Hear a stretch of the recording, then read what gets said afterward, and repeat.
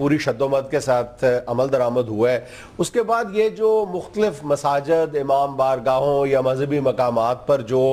یہ جو نفرت کے جرثومے پھیلائے جا رہے تھے، ان میں تو خاطر خواہ کمی واقع ہوئی ہے. اچھا، یہ اس کا حصہ ہے. ہاں ایگزیکٹلی اس کا حصہ ہے، اور بڑی مستعدی کے ساتھ ہمارے جو قانون نافذ کرنے والے ادارے ہیں وہ اس کا نوٹس لے رہے ہیں، اور جس جگہ پر بھی اس طرح کی کوئی اطلاع ملتی ہے یہ لوگ کارروائی کرتے ہیں، اور اس سے خاصا فرق پڑا ہے. نہیں، یہ جو نیٹ کے اوپر ہے یا یہ جو موبائل کے ذریعے میسیجنگ وغیرہ ہو رہی ہے نا رانگ، جس میں تفرقہ پھیلایا جا رہا ہے اور نفرت پھیلائی جا رہی ہے فرقوں کے دوران، یہ اس نفرت سے میرا خیال ہے کہ اگر والیوم میں دیکھا جائے تو 1000 گنا زیادہ ہے. اب میں یہی کہہ رہا ہوں نا، یہ خطرناک ہے. اس طرف بھی کوئی قانون بنانا چاہیے تھا. خطرناک بھی زیادہ ہے، یعنی اس کی جو سنگینی ہے وہ بھی زیادہ ہے، نفرت کا لیول بھی زیادہ ہے، اور اس کا جو والیوم ہے جتنے لوگوں تک وہ بات پہنچتی ہے وہ بھی بہت زیادہ ہے. دیکھو نا، ایک کسی مسجد میں، امام بارگاہ میں یا کسی بھی مذہبی مقام پر، ایون کسی جلسے یا جلوس میں بھی زیادہ سے زیادہ 1000 2000 5000 لوگ موجود ہوتے ہوں گے. لیکن جب آپ کوئی یہ نفرت کا ایک جراثیم جو ہے آپ انٹرنیٹ پہ پھینک دیتے ہو، آپ سوشل میڈیا پہ پھینک دیتے ہو، تو پھر تو وہ لاکھوں کروڑوں لوگوں تک پہنچتا ہے اور لاکھوں کروڑوں لوگوں کے جذبات کو مشتعل کرتا ہے. اب پرابلم یہ ہے کہ کسی کو نہیں پتا کہ یہ پوسٹ آئی ہے اس کے پیچھے کون ہے، کس نے پوسٹ کی ہے، اس کا ارادہ کیا ہے، اس کی نیت کیا ہے. اوپر کچھ بھی لکھا ہو سکتا ہے، لیکن اس کے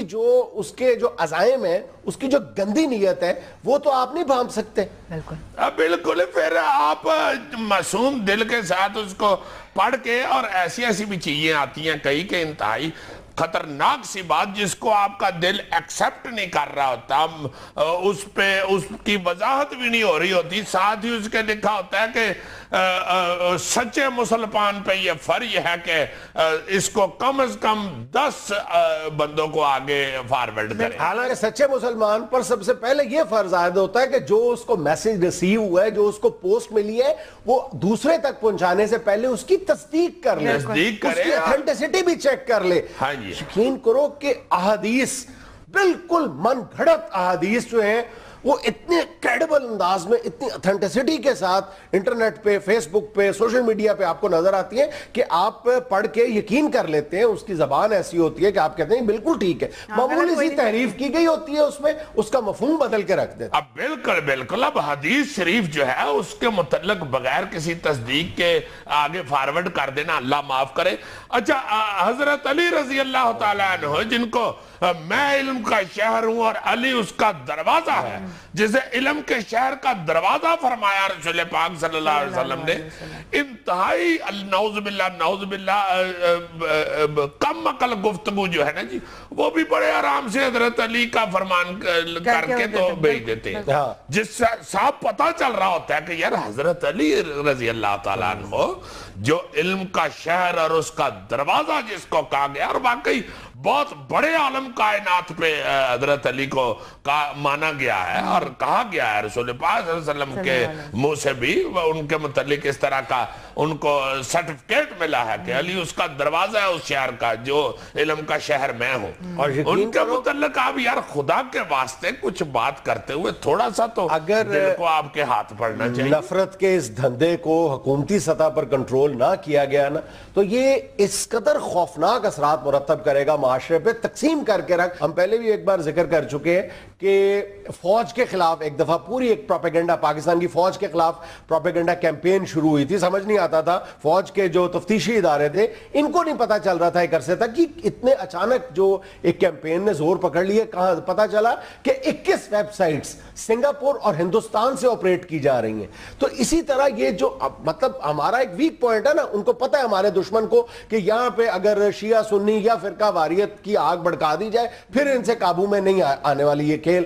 اب وہ کیا کرتے ہیں؟ وہ کرتے یہی ہیں کہ دنیا کے مختلف حصوں میں بیٹھ کے، مختلف ملکوں میں بیٹھ کے وہ مختلف ویب سائٹس اور بلاگ جو ہیں وہ آپریٹ کر رہے ہیں. اور یعنی اگر آپ واقعی اچھے بھلے پڑھے لکھے لوگ بھی پہلی نظر میں جو بھی پڑھتے ہیں پوسٹ پڑھتے ہیں وہ کہتے ہیں یار یہ بات تو ٹھیک ہے, یہ جو لکھی ہوئی ہے یار واقعی, ایک فرقے کے لوگ دوسرے کو, وہ پہلے والے اس کو, وہ ایک دوسرے کو غلط قرار دینا شروع کر دیتے ہیں, پھر وہ آہستہ آہستہ ان کی شدت میں, ان کے جذبات میں اضافہ ہونا شروع ہوتا ہے, پھر واجب القتل ہونے کے دعوے, پھر وہ بھی. اچھا اب پرابلم یہ ہے کہ جب کوئی جو امام مسجد ہے یا کوئی ذاکر جو ہے, جب وہ مسجد یا امام بارگاہ میں بیٹھ کے بات کرتا ہے اور کوئی کتاب کا حوالہ دیتا ہے تو کوئی اٹھ کے کتاب بھی دیکھ سکتا ہے, کتاب کا حوالہ بھی چیک کر سکتا ہے, کتاب خود پڑھ بھی سکتا ہے, دیکھ بھی سکتا ہے. لیکن اب ہو یہ رہا ہے کہ انٹرنیٹ پہ, سوشل میڈیا پہ جن کتابوں کے حوالے دیے جا رہے ہیں, جن کتابوں کے عکس شائع کیے جا رہے ہیں کہ یہ دیکھیں جناب یہ فلاں کتاب میں اس فرقے نے اس بارے میں یہ لکھا ہے,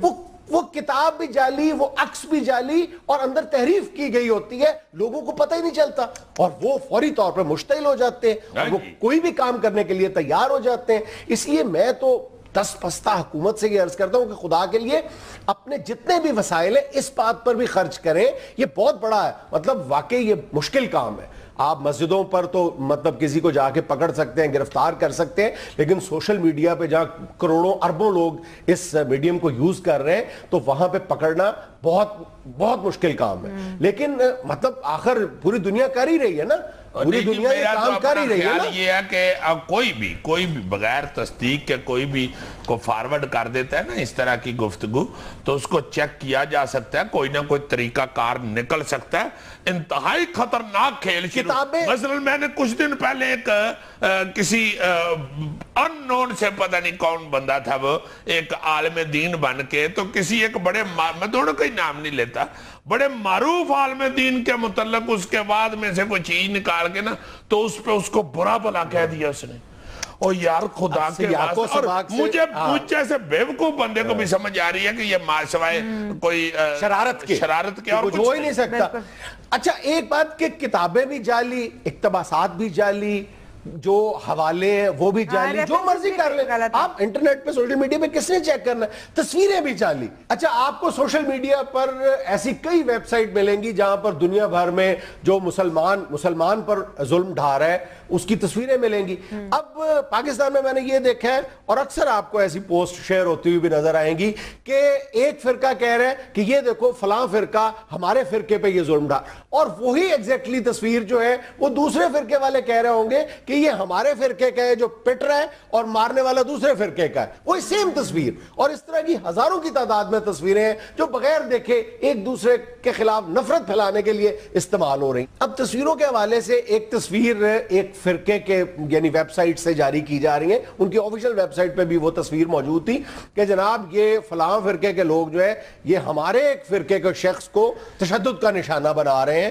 تو پیچھے دیوار پہ ووڈافون لکھا ہوا ہے. پاکستان میں ووڈافون کہاں سے آ گیا پتا چلا, تحقیق کی تو پتا چلا کہ یہ ہندوستان کی کوئی تصویر ہے, وہاں پہ کسی نوجوان نے جرم کیا ہے تو مشتعل جو وہاں پہ موب تھا وہ اکٹھے ہو کے اس نوجوان کو مار رہے ہیں. کوئی بھی چیز فارورڈ کرنی ہو, شیئر کرنی ہو, لائک کرنی ہو یا پھر کمنٹ کرنی ہو, تھوڑا سا سوچ سمجھ کے کریں. آپ ابلاغ کر رہے ہو نا, آپ کی ذمہ داری ہے, آپ کو اس میں سے کوئی بھی چیز کرتے ہو آپ اصل میں ابلاغ کر رہے ہو, کمیونیکیٹ کر رہے ہو, آپ کی ذمہ داری ہے. یہاں پہ انتشار پھیلانے کے لیے, یہاں پہ فرقہ واریت کی آگ بڑھکانے کے لیے, نفرت ایک دوسرے کے ساتھ پھیلانے کے لیے بڑا منظم کام کر رہے ہیں ہمارے دشمن. ہمیں تھوڑا سا